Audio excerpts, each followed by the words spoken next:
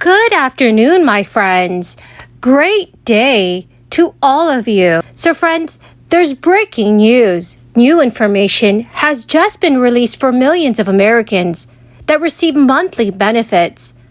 A payment schedule for this month has been released for Social Security beneficiaries. However, Democrats and Republicans are now debating on whether monthly benefit checks should be increased. Friends, this is your daily news report and fourth stimulus check update. Please make sure you watch until the end of this video for all the new details. Also, to say thank you for watching every day, I'm giving away 4 $75 Walmart gift cards every week. Please, friends, make sure you enter the giveaways by clicking and then liking several of my videos, and also commenting below the keyword of each video that you watch. The more videos that you comment on, the greater your chances of winning these giveaways. Here is the big news for Social Security recipients. A new bill making its way through Congress is pushing for an end to federal taxes being taken out of Social Security benefits starting in 2023. Proposed by Democratic Representative Angie Craig, the You Earned It, You Keep It Act would eliminate federal government taxes on Social Security payments. In an official statement, Representative Angie Craig said, "Social Security is a promise we have made to the American people. If you work hard and play by the rules, the dignity of a secure retirement will be within your reach." She also added that this move would allow seniors to keep the benefits they rightfully earned after decades of working and contributing to the American economy. Craig also argued that the enactment of this legislation would be a solution to help combat rising inflation for those living on fixed incomes. A recent survey by the Senior Citizens League, which was conducted from January through February of this year, found that 49% of respondents said they have had to use their savings to adjust for inflation, and that many have no savings at all. The Democratic representative's proposal comes at a time when fears of Social Security's potential insolvency are growing.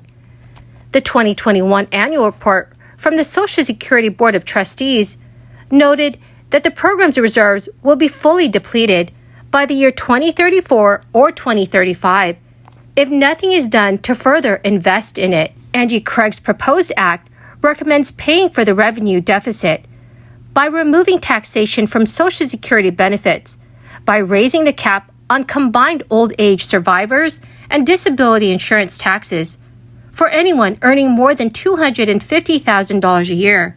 These provisions in the proposal could enhance a long-term outlook for Social Security's solvency, with projections from the Social Security Administration that's suggesting a potential additional 25 years of solvency. Angie Craig has also been behind a few other pieces of inflation-era legislation, introducing 2 recent bills that were passed in the House, which is the Year-Round Fuel Choice Act and the Strengthening the Agriculture and Food Supply Chain Act. She has also introduced the Affordable Insulin Now Act to cap out the pocket costs on the necessary diabetes medication. Many retirees are considering going back to work to keep up with their expenses. A recent CNBC survey revealed that 68% of retirees said they would consider coming out of retirement. Due to the crisis, 62% of retirees said they left the workforce earlier than planned. Some older Americans are assessing their retirement benefits early. According to a recent Nationwide Retirement Institute survey, over 1 in 4 baby boomers who are not currently receiving Social Security benefits are planning on filing for benefits early while continuing to work. Coming out of retirement to work again while earning Social Security benefits will increase your monthly earnings in the short term. It would also help keep up with expenses. According to Yahoo News, before you commit to unretirement, you may want to consider a few factors. The full retirement range is either 66 to 67 years old, depending on when you were born between 1955 and 1959. Knowing your full retirement age will help you avoid a penalty with your Social Security benefits if you do decide to work at the same time. Friends, the key word for this video is rainy lake.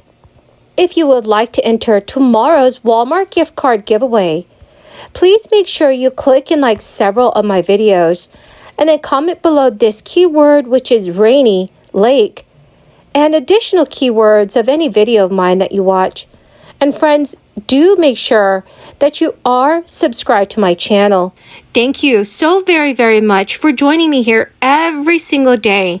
And I greatly appreciate all of you. On promoting electric cars and has championed a gas tax holiday.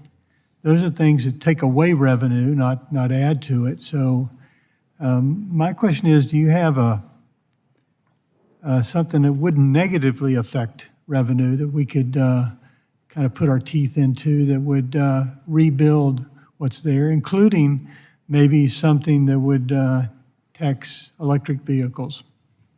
So first, I do want to emphasize that when the president asked Congress to consider the gas tax holiday, he called for a means of doing it that would hold harmless the Highway Trust Fund. But certainly the larger point is well taken, that as we continue the transition toward electric vehicles and zero-emitting vehicles, it means that we're going to need to have other means for filling gaps in the Highway Trust Fund.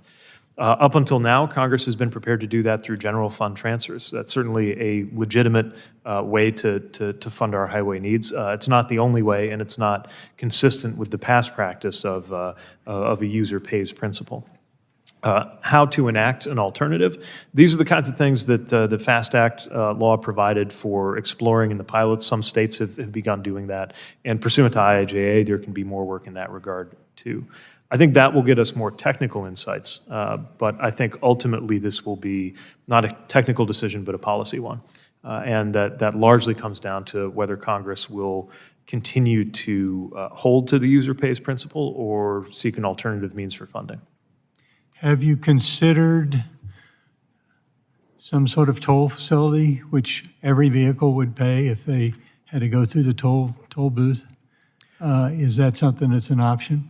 You know, I grew up in northern Indiana where 8090 is funded as a toll road, and certainly that's something I think we're accustomed to on certain heavily trafficked roads, especially if they were built or maintained with that in mind. I think it's tougher to imagine how that could be implemented on a widespread basis, and so unless we could think of a non-intrusive way to do that, I think it'll be always something that's restricted to more specific and high traffic points.